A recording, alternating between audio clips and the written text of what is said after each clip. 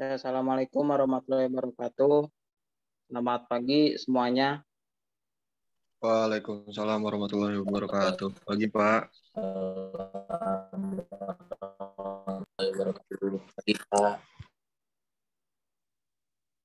Gimana kabarnya semua teman-teman? Apakah semuanya sehat? Alhamdulillah Pak, Pak. sehat Pak. Alhamdulillah. Ya, untuk mulai pagi ini dengan pagi yang baik, alangkah baiknya jika kita membaca doa terlebih dahulu ya. Untuk ketua kelas silakan dipimpin doanya. Baik Pak, siap. Baik Pak Guru, teman-teman semuanya. Untuk mengawali kegiatan pembelajaran pagi hari ini, alangkah lebih baiknya kita membaca doa terlebih dahulu menurut agama dan kepercayaan masing-masing. Berdoa dipersilakan.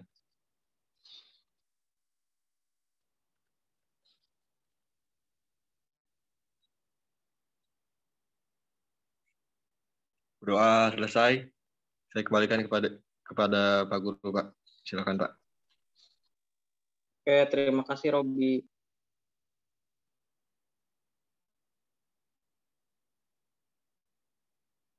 Sebelumnya gimana nih perasaan kalian udah masuk kelas 11? Senang sama makin pusing, Pak.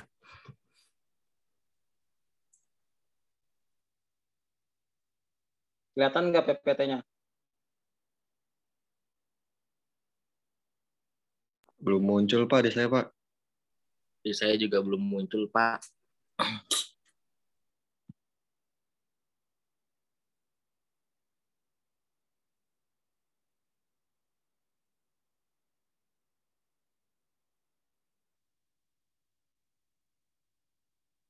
Udah kelihatan?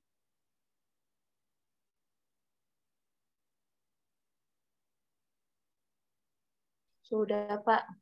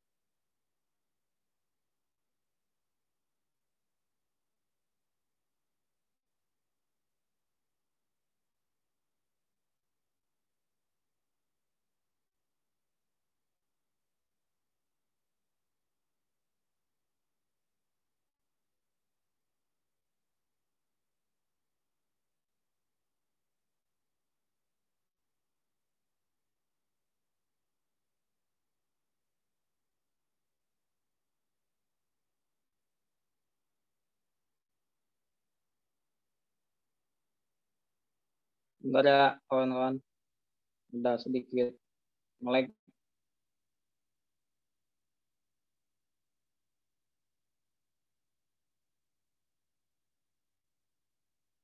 Bisa di zoom aja ya, teman-teman. Baik, Pak. Nah, kita di kelas 11 ini akan membahas konsep dan hak kewajiban asasi manusia. Nah, sebelum kita beranjak membahas lebih jauh tentang hak asasi manusia, di sini ada pengertian hak asasi manusia menurut Undang-Undang Republik Indonesia nomor 39 tahun 1999. Nah, di sini hak asasi manusia adalah seperangkat hak yang melekat pada hakikat dan keberadaan manusia sebagai makhluk Tuhan yang Maha Esa dan merupakan anugerahnya yang wajib dihormati, dijunjung tinggi, dan dilindungi oleh negara, hukum, pemerintah, dan setiap orang demi kehormatan, perlindungan, harkat, dan martabat manusia. Jadi, hak asasi manusia ini adalah hak yang memang lahir sejak kita lahir. Dan hak ini diakui keberadaannya sebagai hak yang memang harus dihormati dan dihargai ya. Nah, selanjutnya di sini ada yang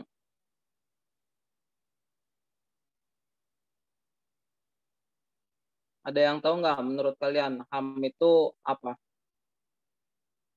Izin menjawab, Pak. Ya, silakan Anissa.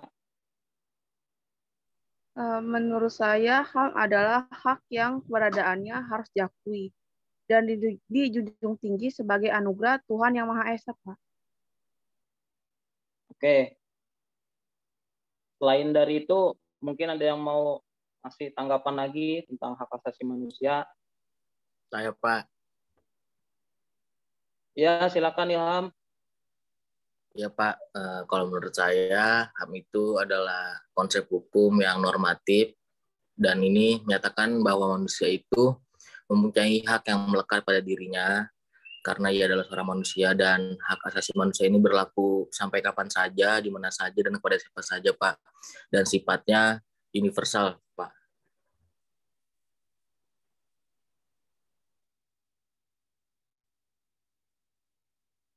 Oke.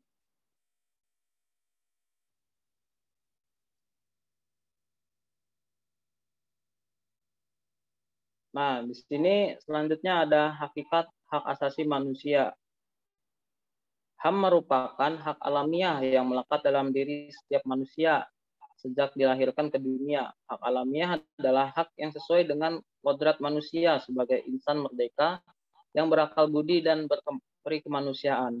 Tidak ada seorang pun yang diperkenankan merampas hak tersebut dari tangan pemiliknya. Hal ini tidak berarti bahwa HAM bersifat mutlak tanpa pembatasan karena batas HAM seorang adalah HAM yang melekat pada orang lain.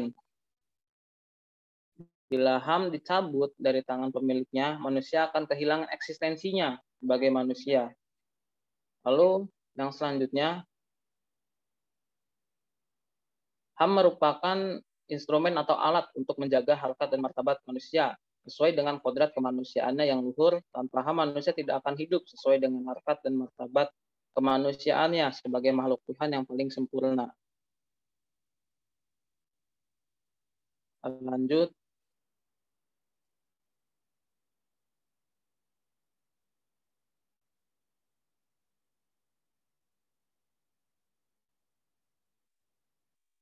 Nah, di sini ada ciri-ciri khusus HAM. Dibandingkan dengan hak-hak lain, hak asasi manusia memiliki ciri-ciri khusus sebagai berikut. Yang A, hakiki. Artinya hak asasi manusia adalah hak asasi semua umat manusia yang sudah ada sejak lahir.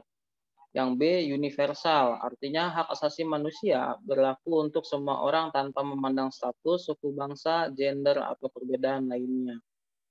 Lalu selanjutnya yang C, tidak dapat dicabut. Artinya hak asasi manusia tidak dapat dicabut atau diserahkan kepada pihak lain.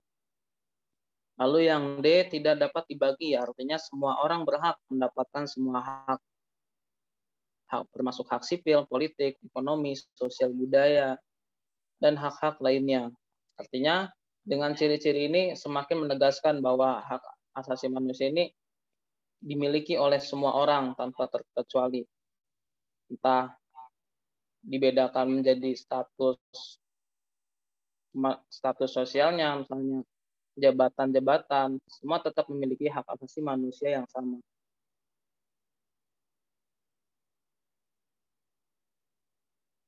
Ya, mungkin ada yang mau nanya dulu nggak nih? Saya, Pak, izin bertanya. Ya, silakan, Amanda. Tadi kan Bapak menjelaskan ya kalau HAM itu tidak dapat dibagi. Nah, untuk contoh yang melanggar itu seperti apa ya, Pak? Ya, pertanyaan bagus ya. Contoh untuk yang melanggar HAM itu seperti apa? Mungkin teman-teman juga tahu, pernah dengar nggak kasus Munir?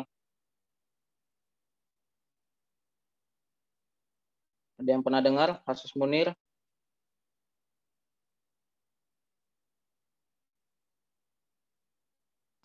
Nah, contoh-contoh pelanggaran HAM itu adalah yang memang itu dilakukan melanggar hak yang memang itu memiliki hak orang lain. Seperti halnya apa yang terjadi pada kasus Munir. ia menentang begitu banyak pelanggaran-pelanggaran HAM pada masa Orde Baru sehingga akhirnya ia dibunuh di pesawat. Begitupun masih terdapat pelanggaran-pelanggaran HAM lainnya, seperti halnya represi aparat terhadap demonstran, ataupun hal-hal lainnya yang memang ini menjadi pelanggaran oleh aparat terhadap warga sipil.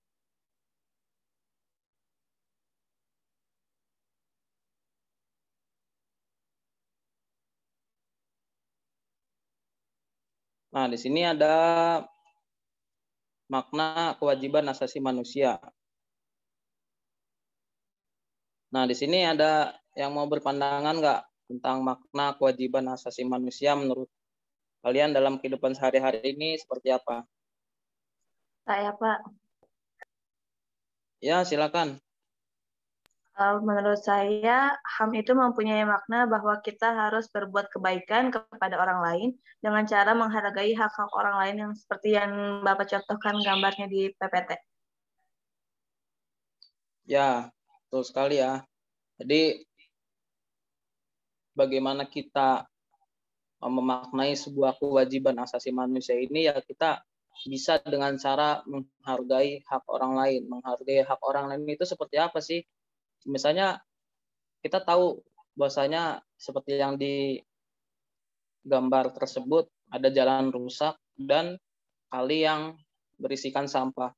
Artinya jika permasalahan ini tidak diselesaikan secara bersama, maka ini akan menimbulkan konflik secara status yang ada di situ ya. Maksudnya ketika itu tidak segera ditanggulangi, maka ini akan mengurangi hak seorang individu. Untuk itu, dari sini kita melihat bahwa alangkah lebih baiknya jika kita sama-sama menghargai hak asasi manusia ini. Nah, ini merupakan salah satu contoh implementasi dari hak asasi manusia.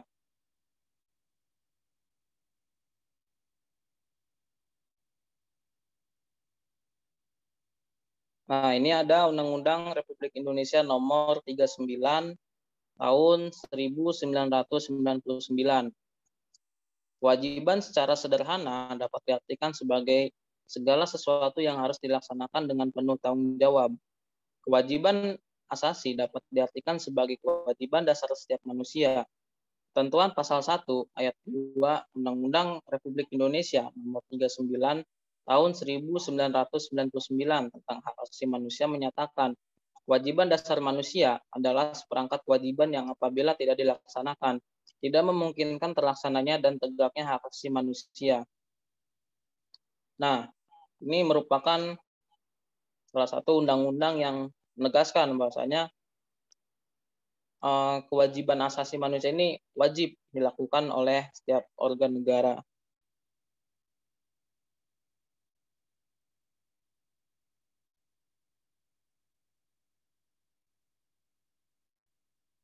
Nah, mungkin di akhir ada yang mau bertanya lagi? Pak, saya izin bertanya, Pak. Ya, silakan, Robi. Tadi kan Bapak sempat menyinggung ada contoh kasus dari HAM itu, ada kasus Munir ya, Pak ya. Nah, saya ini mau bertanya, Pak. Saya pernah lihat di sosial media, kalau nggak salah itu ada di Instagram atau di mana gitu, Pak. Jadi katanya kasus Munir ini Pak, sudah bisa dikatakan kadaluarsa. Nah, kalau kadaluarsa gitu kronologinya kayak gimana ya, Pak ya? Ya, pertanyaan bagus, Robi. Jadi untuk kasus Munir sendiri, memang ini adalah kasus yang dilema ya, teman-teman. Kenapa dilema? Karena dia merupakan ancaman bagi negara pada saat itu, pada ketika Orde Baru, begitupun ia merupakan salah satu orang yang menjadi ancaman karena memiliki data siapa saja yang terlibat dalam pelanggaran HAM di masa silam. Karena itu, dengan dibunuhnya Munir dalam pesawat juga menegaskan bahwasanya di situ ada campur tangan pemerintahan pada saat itu. Kalau menurut Eko Prasetyo itu pernah diungkap bahwasanya pembunuhan Munir ini memang sudah direncanakan oleh para elit-elit politik yang pada saat itu mempunyai jabatan tertinggi. Begitupun yang terlibat dalam tubuh ABRI dan militer. Nah, kenapa kasus Munir ini hampir kadaluarsa? Karena ini sudah melewati masa batas, yang artinya ketika ini tidak diselesaikan, sudah kasus ini akan ditutup. Artinya ketika kasus ini ditutup, kebenaran Munir juga tidak akan pernah terungkap. Artinya di sini kita juga sama-sama tahu bahwasanya pelanggaran HAM ini adalah merupakan pelanggaran terberat gitu ya. Ini sudah melebihi kuasa Tuhan gitu. Bahwasanya umur seseorang dipermainkan.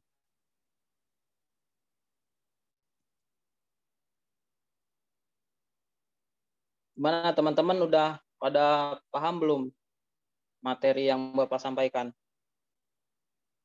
Cukup Pak, paham Pak. Paham, Pak.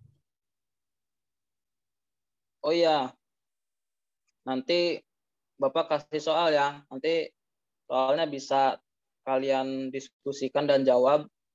Nanti bakal Bapak kirim. Kalau untuk materi minggu depan, nanti bisa disampaikan lewat WhatsApp. Sebelum kita mengakhiri pembelajaran ini, silakan ketua kelas memimpin doa untuk siap-siap pulang. Ya, baik. Terima kasih untuk Bapak Ali Taufan. Teman-teman, untuk mengakhiri kegiatan pembelajaran hari ini, alangkah lebih baiknya kita membaca doa terlebih dahulu agar apa yang kita jalani tadi bisa bermanfaat. Berdoa dimulai.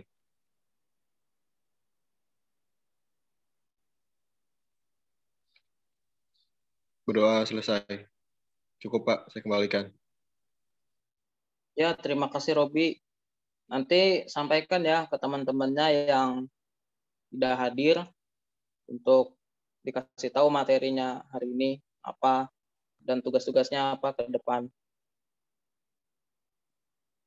Baik Pak, siap. Mungkin itu saja. Kalau misalnya kalian ada yang bingung, bisa saling mendiskusikan saja.